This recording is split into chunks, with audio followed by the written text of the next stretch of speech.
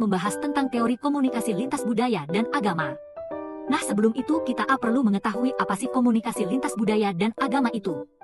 Untuk mengetahuinya silahkan nonton video ini. Komunikasi lintas budaya adalah proses pertukaran pesan antar individu atau kelompok yang berasal dari latar belakang berbeda. Komunikasi ini melibatkan pemahaman terhadap perbedaan nilai, norma, bahasa, dan simbol-simbol budaya yang mempengaruhi cara seseorang berinteraksi.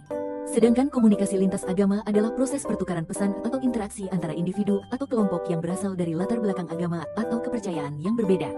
Adapun teori-teori komunikasi. Yang pertama, teori dimensi budaya yang menjelaskan bahwa setiap budaya memiliki nilai-nilai inti yang memengaruhi cara individu berperilaku dan berkomunikasi. Yang kedua, teori adaptasi budaya. Teori ini menjelaskan bagaimana seseorang menyesuaikan diri secara psikologis dan sosial ketika berinteraksi dengan budaya yang berbeda. Ketiga, yaitu teori identitas sosial di mana seseorang terbentuk dari keanggotaan dalam kelompok sosial tertentu seperti etnis, budaya, dan agama. Orang cenderung mengelompokkan diri dan orang lain ke dalam kelompok sendiri dan lain.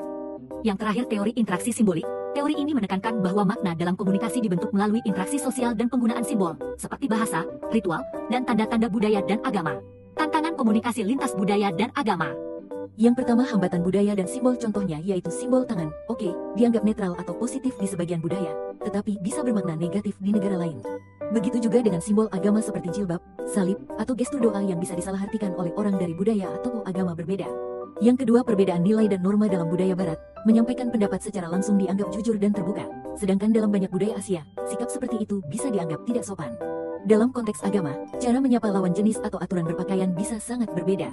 Yang ketiga, prasangka, stereotip, dan diskriminasi, contohnya orang dari agama atau budaya tertentu bisa dicap sebagai radikal, kuno, atau tertutup tanpa mengenal pribadinya. Yang keempat, konflik identitas dan loyalitas kelompok. Seorang pelajar muslim yang sekolah di lingkungan mayoritas non-muslim mungkin merasa terjebak antara mengikuti norma sosial sekolah dan menjaga identitas keagamaannya. Hal ini bisa menghambat keterbukaan atau menimbulkan rasa terasing.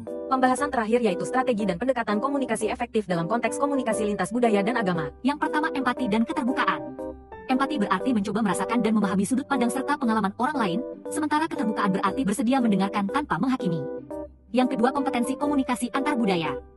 Kompetensi ini mencakup pengetahuan, kesadaran, dan keterampilan dalam berkomunikasi secara efektif dengan orang dari latar budaya atau agama yang berbeda.